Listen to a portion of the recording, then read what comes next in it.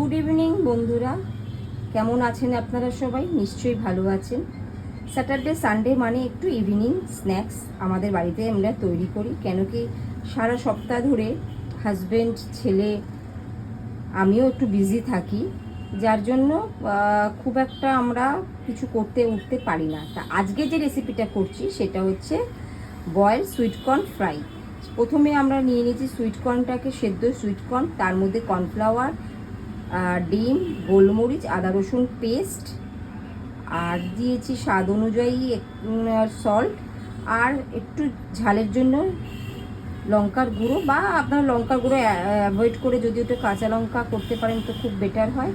আর তার সঙ্গে হালকা একটু ভিনিগার টেস্ট আনার জন্য, নাহলে ভিনিগার না থাকলে একটু লেমনও দিতে পারেন, লেবু দিলে একটু টেস্টটা ভালো হয়। ঠিক আছে, এটা এবার কীভাবে তৈরি করছি আপনাদের সামনে আমরা তুলে ধরছি। আচ্ছা, এবার এটা আমরা সব কিছুটাকে ভালো করে মিক্সড আপ করলাম। মিক্সড আপ করার পর এবার আমরা গরম তেল একটু হয়ে গেছে, কিছু একটু দিয়ে দেখে নিচ্ছি যে গরমটা হয়েছে কিনা। যেটা হ্যাঁ গরম হয়ে গেছে, এবার আমরা এইটাকে গরম তেলে এটা ফ্রাই করতে দিয়ে দিলাম।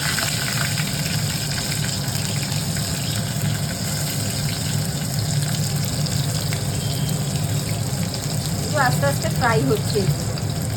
এটা এত ভালো খেতে হয় না, যখন আমি করে করবো আপনারা একটু দেখবেন, একবার ট্রাই করে দেখবেন, ঘরে খুব ভালো লাগবে খেতে। বাচ্চাদের তো ভীষণই ভালো লাগবে, আমার ছেলের তো খুবই ভালো লাগে।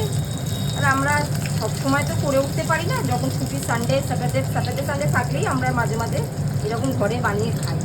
ফ্রাইটা হয়ে কেমন হচ্ছে আপনাদের দেখাচ্ছি।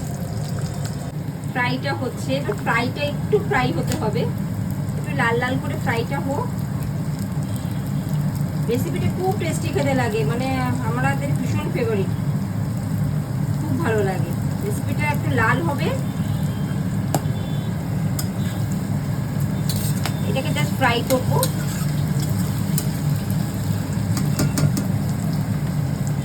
অ্যাবজর্ব করা হচ্ছে, এই দেখুন আপনাদের সামনে তুলে ধরছি। এই দেখুন যে ফ্রাই করেছিলাম, সে ফ্রাইটা করার পর তেলটা নিচে আস্তে আস্তে পড়ছে। এবার আমি এটাকে কি করব, এটাকে কমপ্লিট হয়ে যাওয়ার পর এই টিস্যু পেপারের মধ্যে আমি এটাকে রাখবো। এবার কি কি এর মধ্যে মেশাই সেটা আপনাদের সামনে তুলে ধরছি, ঠিক আছে? এটা যেটা তেলটা বেরিয়ে গেছে সেইটাকে আমরা একটা টিস্যু পেপারের মধ্যে ঢেলে দিলাম। এবার দেখাচ্ছি কিভাবে কিভাবে কিভাবে এর মধ্যে এবার একটু মেশানো হলো বাটার। তার সাথে এবার আমরা কি কি মিক্স করবো সেটা হচ্ছে শসা কুচি, পেঁয়াজ পাতা কুচি, ধনে পাতা কুচি, আর যেটা আমরা ফ্রাই করে টিস্যু পেপারের মধ্যে ওপর তুলে রেখেছিলাম, আবার আরেকটা একটু ফ্রাই হচ্ছে। এবার এটাকে আমরা সার্ভ করব।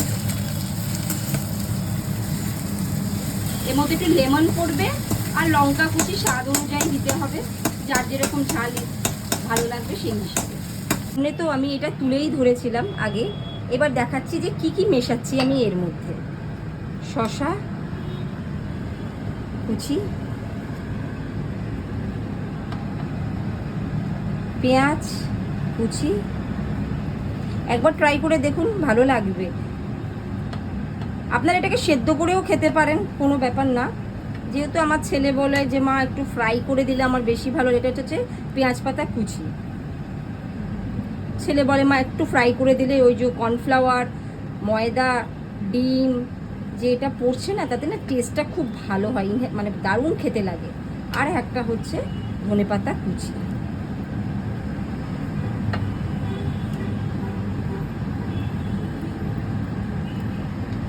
আর দেবো হচ্ছে স্বাদ অনুযায়ী বিট নুন,